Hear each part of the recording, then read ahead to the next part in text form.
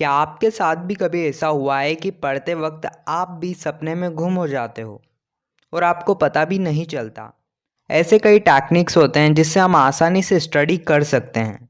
आपने स्टडी को इफ़िशिएंट वे में करने के कई ऐसे सॉल्यूशंस देखे होंगे जिसमें से most of the solutions theoretical based होते हैं।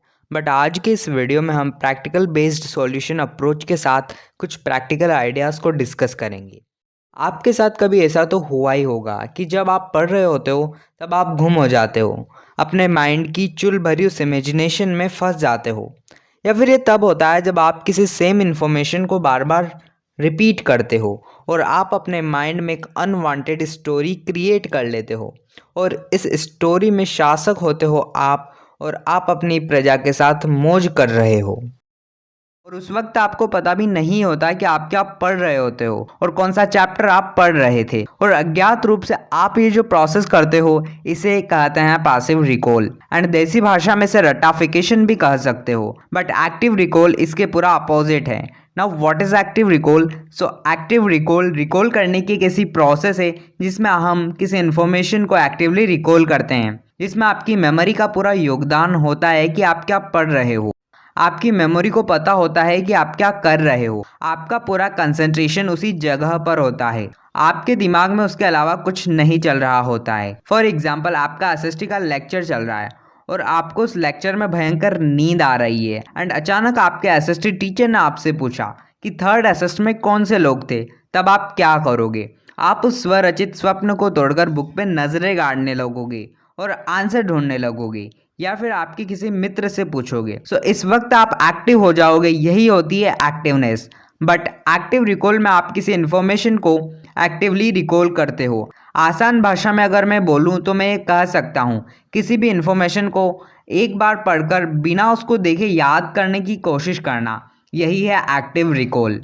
अब आपको ये डाउट होगा कि एक्टिव रिकॉल स्टडी में यूज़ कैसे किया जाता है। तो उसके लिए एक मेथड का इस्तेमाल होता है जिसे हम OQ3R मेथड कह सकते हैं। इस मेथड का full form overview, questioning, read, retrieve and review है। अगर आपको किसी भी मटेरियल को स्टडी करना है तो आप इस मेथड से करो। क्या आपने कभी सोचा है कि आपके टीचर चीज़ें भूलते क्यों नहीं? उन्हें सब कुछ याद रहता है। तो आपके टीचर चीज़ें इसीलिए नहीं भूलते क्योंकि अज्ञात रूप से वो एक्टिव रिकॉल के किसी पार्ट का इस्तेमाल करते हैं। So let's understand this amazing method. अब आप यूँ बोलोगे कि इस मेथड को समझ तो लेंगे, पर क्या यह प्रैक्टिकल लाइफ में वर्क करती है और क्या इसका कोई साइंटिफिक प्रूफ है? तो 15 फरवरी 2008 को साइंस मैगजीन में पब्लिश एक्टिव रिकॉल की इफेक्टिवनेस पर आधारित स्टडी हुई थी। इस स्टडी के मुताबिक दो महाशयों ने कॉलेज स्टूडेंट्स पर यह स्टडी की थी, जिसमें उन कॉलेज स्टूडेंट्स को फॉरेन लैंग्वेज के पेयर ऑफ वर्ड्स याद करने को दिए गए थे। इस स्टडी का कंक्लूजन यह निकला कि जो स्टूडेंट्स जिन्होंने एक्टिव रिकॉल का यूज़ किया था वह उस पेयर ऑफ वर्ड्स का 80% याद रख पाए थे, तुलनात्मक उन स्टूडेंट्स के जिन्होंने पैसिव रिकॉल का यूज़ किया था। इसका मतलब यह निकला कि हम शॉर्ट क्विजेस, मेमोरी टेस्टिंग जैसे एक्टिव रिकॉल मेथड से इंफॉर्मेशन को शॉर्ट टर्म मेमोरी से लॉन्ग टर्म मेमोरी ले जा सकते हैं। O means overview. आपको जो भी पढ़ना है उसका सबसे पहले ओवरव्यू लेना है, यानी आप क्या पढ़ रहे हो उसके बारे में बेसिक आइडिया और हिंट लो कि वह किस बारे में है। आपको यहाँ पर रीड नहीं करना है, बस उस स्टडी मटेरियल का सर्वे करना है। जैसे आप न्यूज़पेपर पर नज़र डालते हो वैसे ही आपको उस स्टडी मटेरियल पर नज़र डालना है। एंड देन इस मेथड का नेक्स्ट पार्ट है क्वेश्चनिंग। आपको उस इन्फॉर्मेशन से रिलेटेड खुद से क्वेश्चन करना है। आपके मस्तिष्क में ऐसे कई क्वेश्चंस आएंगे, लेकिन ऐसा हो सकता है कि बहुत सारे क्वेश्चंस का आंसर आपको पता हो, फिर आपको पढ़ने के बाद मिल जाए। लेकिन फिर भी अगर आप मेरी तरह एक जिज्ञासु प्राणी हो तो आप इस क्वेश्चन को सर्च कर सकते हो इंटरनेट बुक्स से। इस मेथड का नेक्स्ट एंड इम्पॉर्टेंट पार्ट है 3R। यहाँ पर फर्स्ट R का मतलब है रीड। अब इस मटेरियल को आपको रीड करना है, लेकिन आपको इसे अल्टप्पू रीड नहीं करना है। यहाँ पर एक टेक्निक का इस्तेमाल करना है जिसे फैमन टेक्निक कहते हैं। रिचर्ड फैमन एक नोबेल प्राइज विनिंग फिजिसिस्ट थे।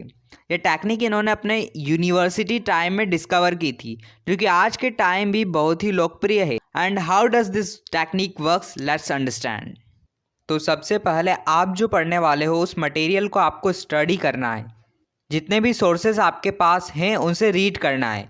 फिर आपको एक ब्लैंक पेज लेना है उस पर उस टॉपिक का नाम लिखकर आपको अपनी भाषा में उस टॉपिक को लिखना है और समझना है। एंड फिर आपको जो समझ नहीं आता है उसे दोबारा से देखना है। बढ़ते हैं दूसरे आर की तरफ।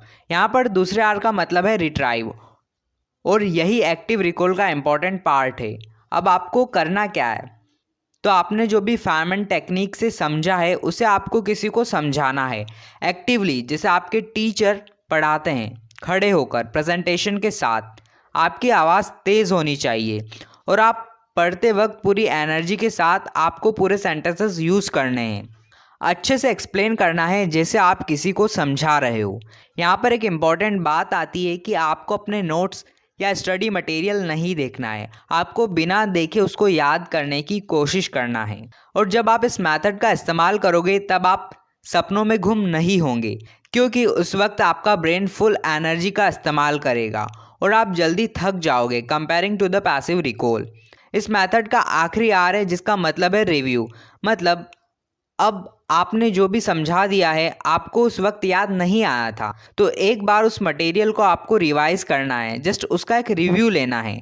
एंड यहाँ पर ये मेथड ख़त्म हो जाती है।